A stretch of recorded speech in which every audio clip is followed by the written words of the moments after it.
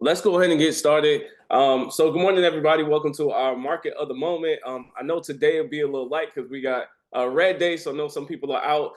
Hopefully, you guys are participating. We'll participate today. Remember, all canned goods can go to Somerville Key today if you guys are in the Charleston area.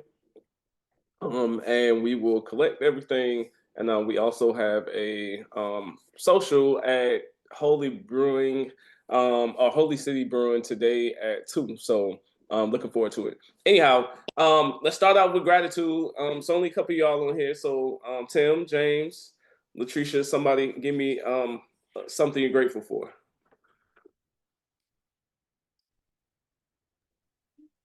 I'm grateful that my wife made me take a hot Epsom bath because my back is killing me, and that is the only thing that's worked so far. Oh man, that's actually really good. Really good. Listening to your wife. Grateful for that. It's grateful to be alive and to have the opportunity. Every day is an opportunity. As long as I keep my feet on the ground, I have opportunity. So I'm grateful Yes, for opportunity.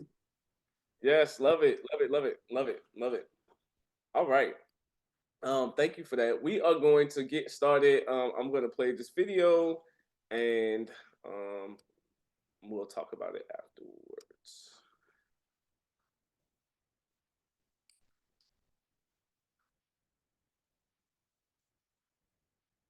Imagine you really have worked very hard on a project. You're really proud of the end result, but the only thing you get is criticism. So you come home and you would like to wind down and share this terrible experience, but while you're telling your story, the other one walks away to switch on the TV. Now, who would take one of these situations personally? Show me hands, come on.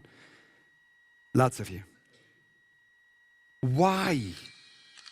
Why do we take things personally? Somebody says or does something and bam, we feel hurt, neglected, offended, betrayed by the other one. That's what we believe though.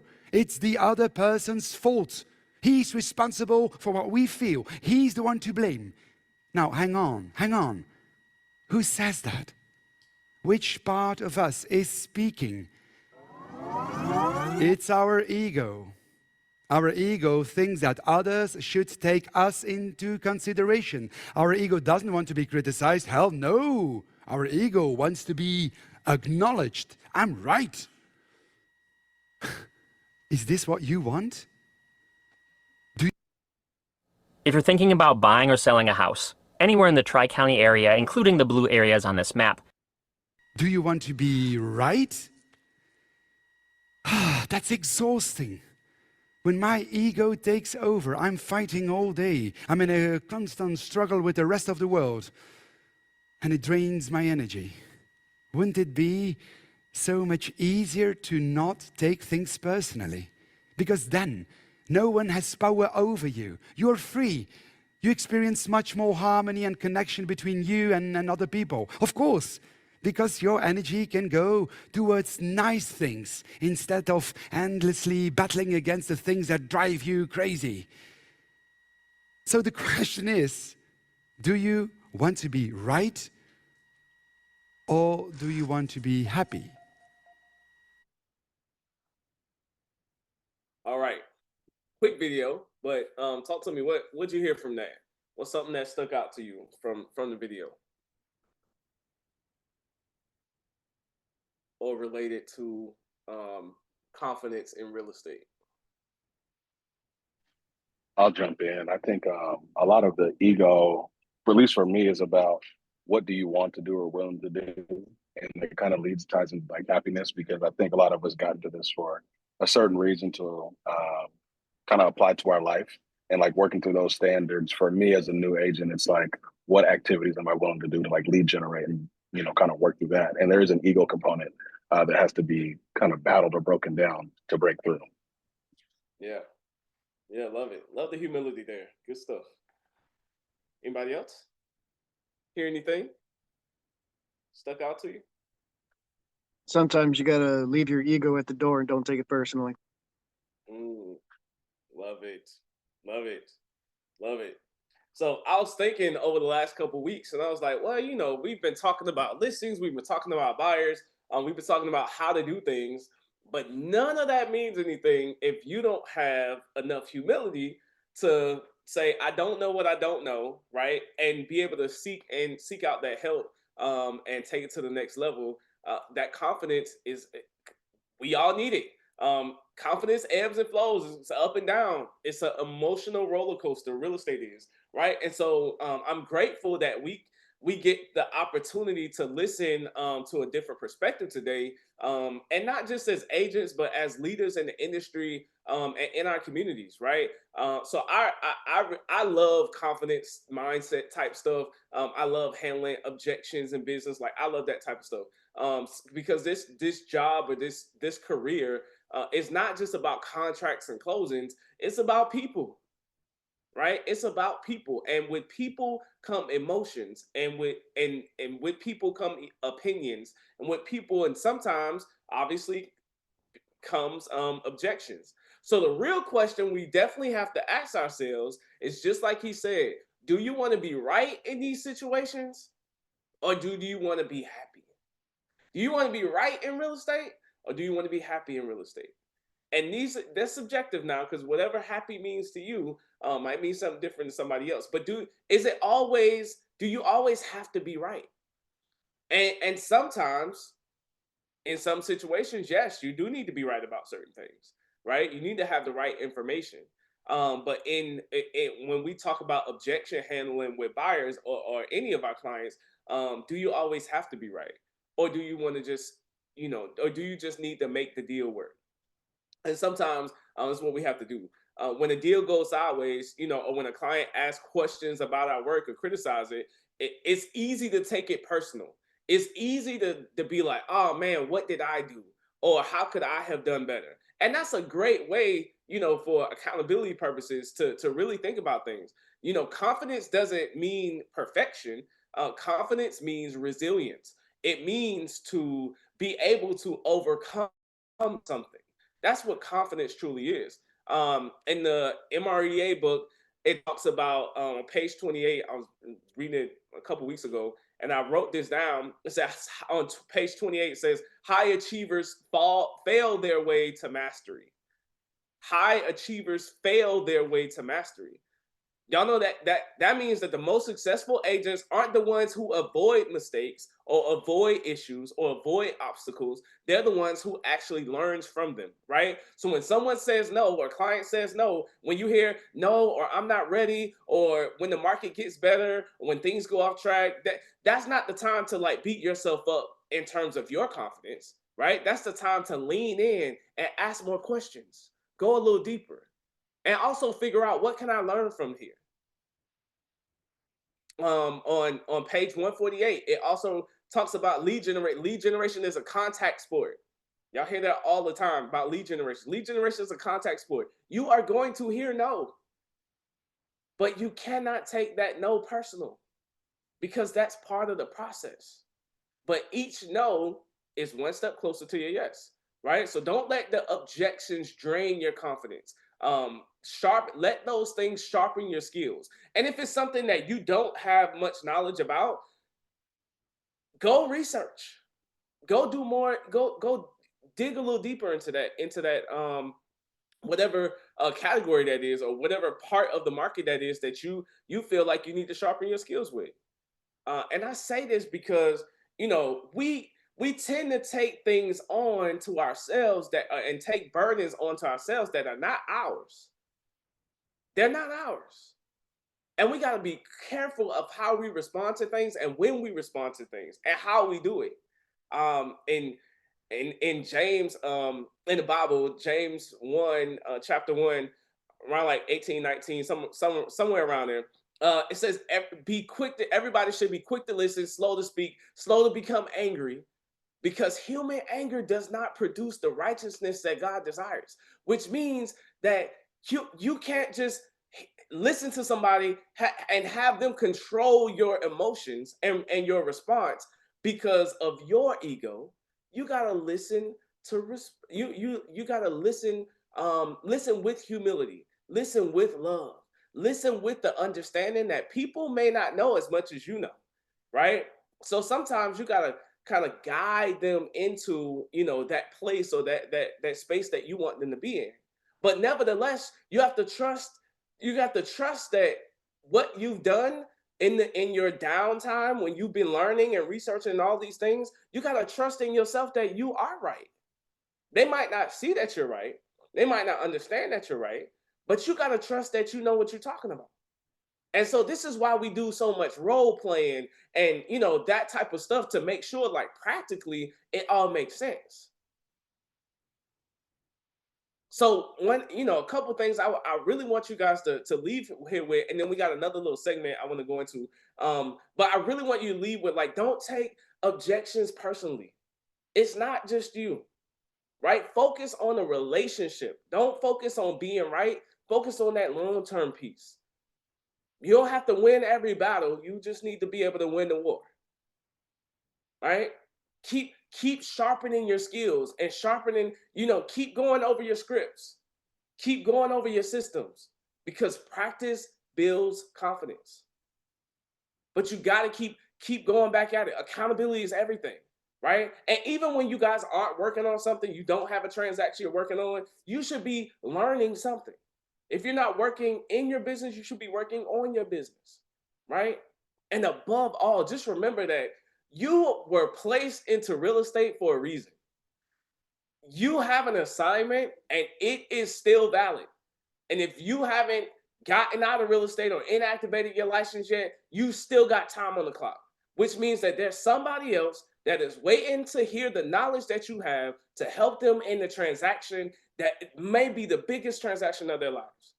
But y'all got to have confidence in yourself that you know what you're talking about and you are going to help them get there. And not only help them get there, you want to ask for the referral to help somebody else that they know get to there and reach their goals too. So y'all, we not just in the business of closing deals and closing contracts, we're in the business of changing lives. And that comes with believing in yourself. It comes with staying confident. It comes with staying humble. So don't let a no, or don't let a I'm not sure yet, I'm not ready yet. Don't let that shake your calling. Don't let that push you off, get you out of whack. Let's make sure that we're staying top of mind. All of the things that you guys have heard over the last couple of weeks, Ben has talked about how to get in a seller's mind, basically, right? Meredith has talked about like lead generation, what that really means, like how the systems, the processes, how to be consistent in that, right? Just make sure that we are confident in those things. And when you are not, raise your hand. Raise your hand and ask for help. It is nothing wrong with that. And don't ever think that we're too busy either to help you. All right, so we talked about we talked about bringing you guys numbers, and I'm gonna share my screen today because I want you guys to see our numbers from the past couple days. So we are going to do this. So this is as of Tuesday. I hope you guys can see my screen. Y'all can see it? Yes, I think yes. All right. So Yes, sir. KW Charleston. Yeah, so I'm gonna go over KW Charleston, then we'll do Charlotte. So KW Charleston, new listings, and you might be able to see a trend here. And actually, let me stop. You guys look at these numbers and you tell me, what does any of these numbers mean to you? Give me something that sticks out to you. So we got new listings, we got pending, we got closed, price changes, back on the market, expired, withdrawn. What do these numbers mean to you, and how can you use it in business or in your business?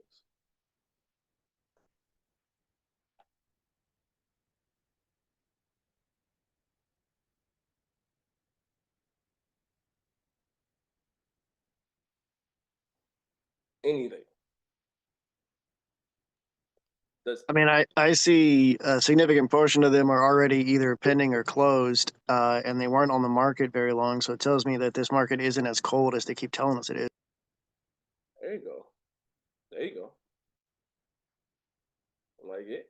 Anybody else? That was really good too, actually. So some quick highlights. I didn't like tally these up, but 2, 4, 5, 6, 7. So about 700-ish, 730-ish new listings came on the market just this month, right? It's May 8th. So when people are saying, "Oh, people aren't selling," right? Clearly, people are. 730 new listings just in the 8 days. There are people that are selling for sure. These are numbers that you gotta take. But I didn't even realize that the bottom has the number. I just oh, that's funny. But anyway, you can tell that I'm like. adding totals as you talk. Oh, okay. I was like, You're I did not know you're not hallucinating. I'm putting them in there as you talk. Okay, thank you. So yeah, I was like, there's no way that people can keep saying, "Oh, the market's about to crash," and then like these are the numbers that you guys need to be pushing back. When we talk about objection handling, this is how you do it, and you do it with data, right? Because you can't. The numbers don't lie. We got X amount of those that went pending or closed just this month, right? And we only got to what 7 days on here or 6 days on here. Right? Price changes. How many price changes are happening? Why are price changes even happening? Is it because they're priced too high? Price too low? 9 times out of 10, they're probably not priced too low, right? What does that tell you? How many came back on the market? What is that telling you? How many expired? What is that telling you? With only 100 and, I guess 137 pending, buyers are slower to move. That's what that really means. It means, hey, we got 730 new listings, but buyers aren't just taking them right off the market, right? They're slower to move. They're taking a little longer to make a decision. So what does that mean for you as an agent? Well, now you need to double down on your buyer outreach. Call your database, host open houses. If you got listings, use social media to highlight these new listings. Like if you're on the listing side, you got to get out there. You got to market a little more than you used to, or you used to have to. Now you got to get out there. And what is this saying from a buyer standpoint or buyer agent standpoint? Hey, we got options, obviously, right? Let's not operate in haste. Let's make sure we're making sound financial decisions. Can you hear me? Yes, go ahead, Latricia. I see something that concerns me though, because I'm looking at those price changes, and that's kind of high. It is. So we talked market recap about from Q1, most of the listings that were taken in that quarter had to be reduced by 5% and or more in order for them to go pending. So this is really just a trend that's continuing throughout this quarter, that people have to reduce typically about 5% in order to actually sell or actually go pending.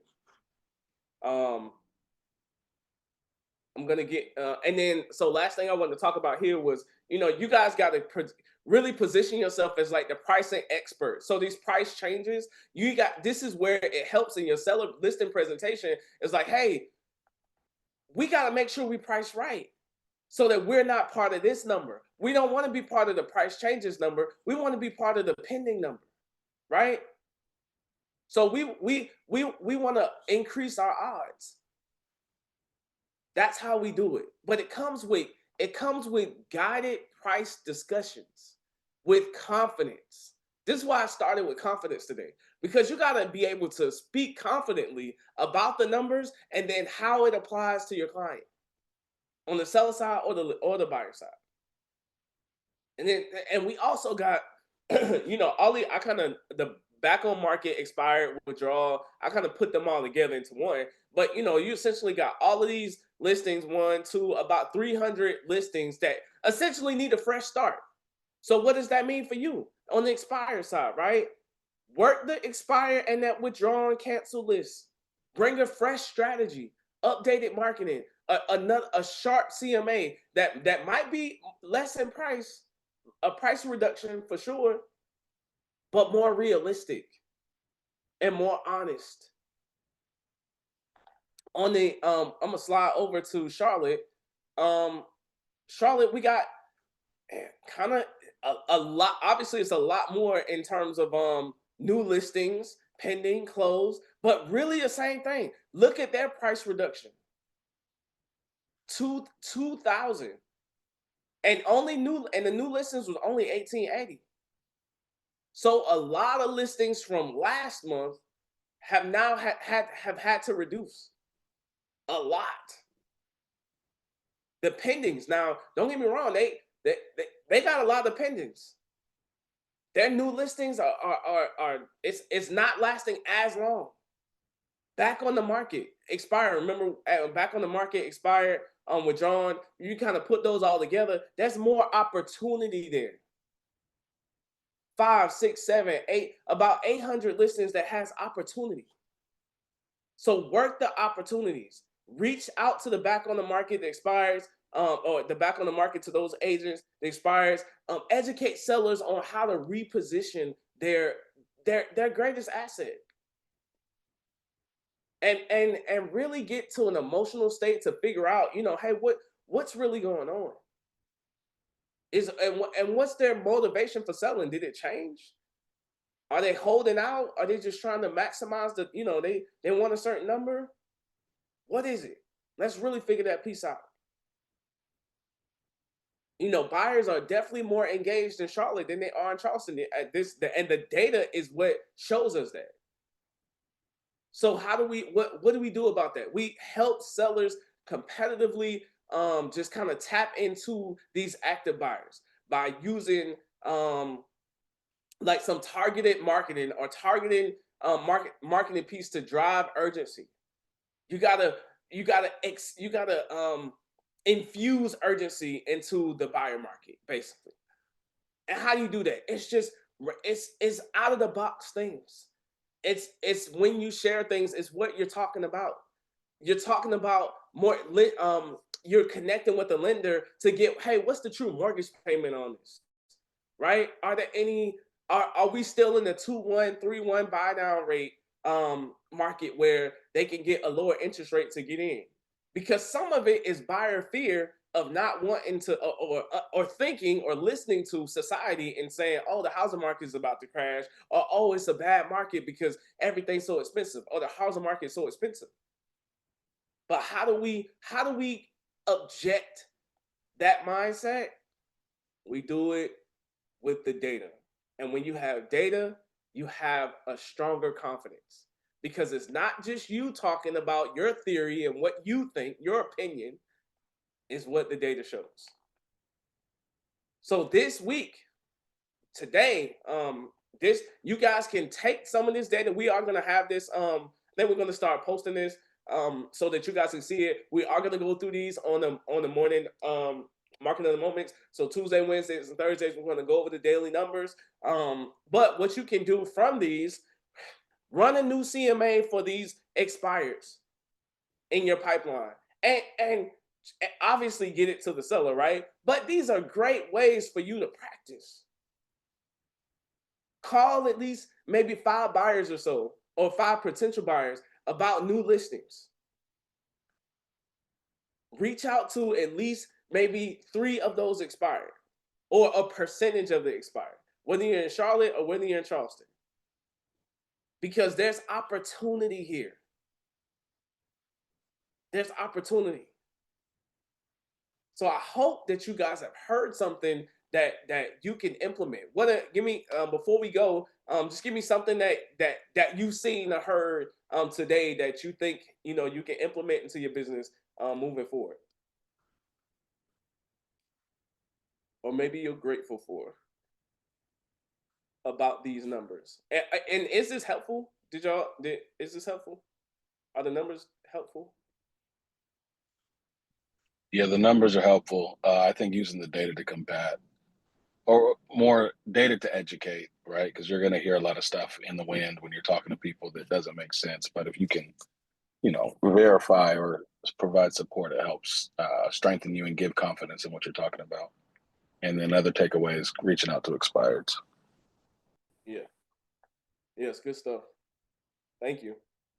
Latricia said, how do you get phone numbers to reach out? I'm taken by the amount of listeners that are over. Yeah. Yeah, it's, uh, you know, I have my theories about why it's so many listings that's overpriced. To be honest, some of it is on agents that are just taking listings at a higher price, knowing that it's too high just to get the listing. It's a scarcity mindset type thing in the market. So people just got to do what they got to do. Also, sellers are just unrealistic. Some of them are just unrealistic, and they just want what they want. And they're like, hey, I want to start up here. And yeah, we can have a conversation in 14, 21 days, to bring it down at some point, but they just want what they want. And right now, I think it's just a mix of that. But again, that's why you see so many price changes, because agents are having those discussions like, hey, we need to come down, or, we need to respond to the market. The market isn't what it was 3, 4, 5 years ago. It's different now, and the days on market is now showing that. And to answer the question about phone numbers you can get from different sources. I know like Redx and some other places, like basically skip tracing places, they'll be able to get you the actual phone numbers. I'm concerned because I have a listing coming. Yeah, I would be concerned too. So I would say run the numbers a couple of times, run the CMA a couple of times, a couple of days, and make sure that you are confident in the numbers and why, and then make sure that you convey that to your client. If we can definitely role play if you need some help with that. We're available to help do that before you go to your listing appointment. Tim said the market today isn't the market. That's absolutely true. Market today isn't the market yesterday. It changes every day. All right, y'all. It's 9 o'clock. We gotta get out of here. It's red day. Please get to your respective locations. So if you guys are in Somerville, go to Key. If you're in West Ashley, or Mount Pleasant, obviously get to those locations. Charlotte, I know. Excuse me. Whoa. Charlotte, I know you guys are doing community service today, so thank you all for what you all do. I know that y'all do a lot of community service outside of what we're doing today, obviously, so continue to do that. Thank you for your time. I appreciate you guys being here. You guys have a great rest of your day.